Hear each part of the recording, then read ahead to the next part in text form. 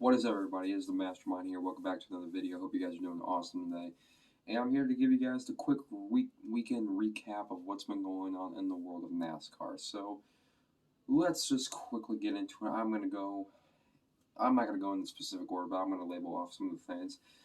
First of all, while we're at it, I want to give a huge congratulations to Ryan Blaney and that number 12 Penske team for their win in Michigan today. It's Blaney's sixth career win, his second of 2021. And for the first time in Ryan Blaney's Cup career, he will have a multiple win season. Ever since his 2017 win at Pocono when he was with Wood Brothers Racing, Blaney, he's only been averaging one win per year. 2017 it was Pocono, 2018 when he first joined Penske, it was the Charlotte Roval, 2019 the Fall Talladega race, 2020 the Spring Talladega race, and earlier this year at Atlanta Motor Speedway after his battle with Kyle Larson. But finally, Blaney has a multiple win season, and that's something he could build off of when the playoffs approaches, which there's only one more race, and that is Daytona, the cutoff race, and boy, it should be a good one. But enough of that. Still, congratulations, Wayne. Let's talk about some of the things that have been going on this weekend. First of all, we have a new Xfinity Series team. So, African American driver Jesse Iwuji and NFL Hall of Fame running back Emmett Smith are teaming up to make a NASCAR Xfinity Series team.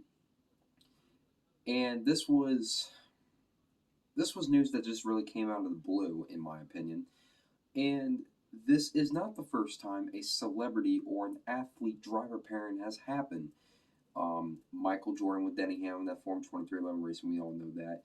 And it ain't the first celebrity one.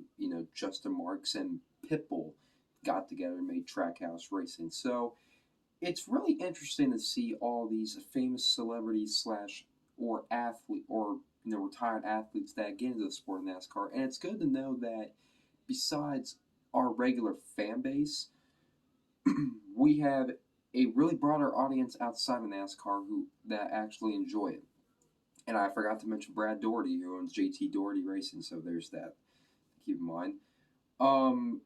I did not get the information. We don't really have a lot of information on this team. We don't know if they're going to be running full time next year, which I think they are. Correct me if I'm wrong, but it's good to see Emmett Smith get into the sport of NASCAR, and I actually want to see more of these athletes slash celebrities slash driver pairings. We've seen a lot of them this year. Heck, even Alvin Kamara sponsored Ryan Vargas at the Daytona Road Course earlier this year, so that was really cool to see. But now let's get into some history talks, and boy, it should be a good one.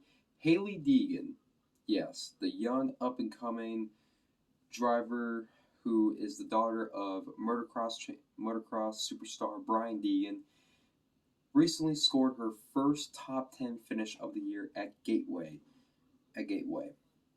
Well, sorry if I started there. So this is a huge accomplishment for Hailie Deegan. And although she now well, let me backtrack for a minute. When NASCAR first, posted this story after the whole, Sheldon Creed won the race, but when they started posting the stuff about it, people weren't really necessarily too thrilled about it. There were comments saying, oh well,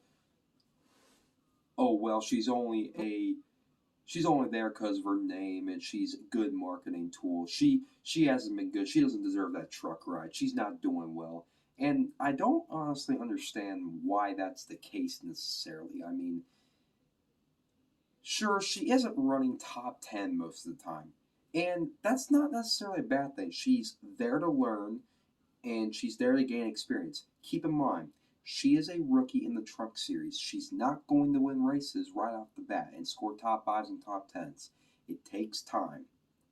Kyle Busch, when he first got into the Cup Series, it didn't take him right away to win. Well, he may have gotten 2 wins in his first year in Cup, but that's you kind of get the whole idea.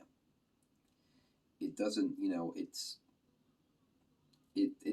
it's a long process, for a driver. Although I might not be one, I'm sure I understand how hard it is to accomplish a lot of things. But Hailie is doing everything that she is supposed to do. She's supposed to bring the car home in one piece.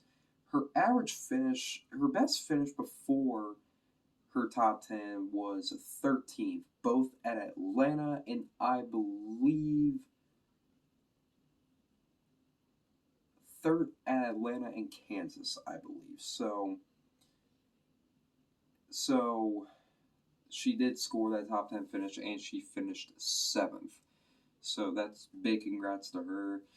And hopefully she can keep momentum running forward. She isn't in the playoffs, but she did say that she wanted to build off something and keep the momentum forward. So we may expect more top 10s out of her from this year. Who knows?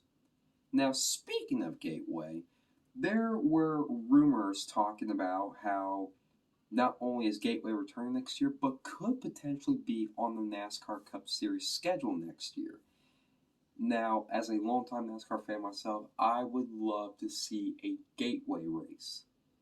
And I honestly don't know why it's not on the Cup Series schedule yet. That and Iowa Speedway. Those two ovals would make perfect dates on the Cup Series schedule. I mean, to be fair, we did get a road course overhaul this year. We went from 3 road courses to 7 in 1 year. So 2 ovals won't hurt us that much. Am I right? But I find that funny how they talk about there's rumors of Gateway going to Cup next year, but then later in the race, in the Truck Series race, the track has a complete blackout. The lights go dark and we can't see, and the drivers couldn't see, and they eventually had to red flag the race. Now, this isn't the first time Gateway has had a power outage incident. The last incident was back in 2010, and they had to red flag the race then. So, if you're going to have a Cup Series race, and if you're going to have it at night, you got to figure out what you need to do for that light situation, because that could be really costly. And we've seen how NASCAR's tried out some new tracks, and there actually are some small issues. For example, we went to Bristol Dirt, people couldn't see through the dirt, so we had to do single file restarts. Sorry if I'm taking my hat off. At Circuit of the Americas this year, it was raining and they couldn't see on the track, so we had to call off the race with 14 to go. And at the Indy Road Course, we had a curbing issue. So, if NASCAR is going to try something new, which I'm glad that they're doing this, I'm glad that they're trying some things new this year, you gotta take it step by step and you gotta make sure everything's in place and good enough to make that event happen and make sure, no problems pop up. But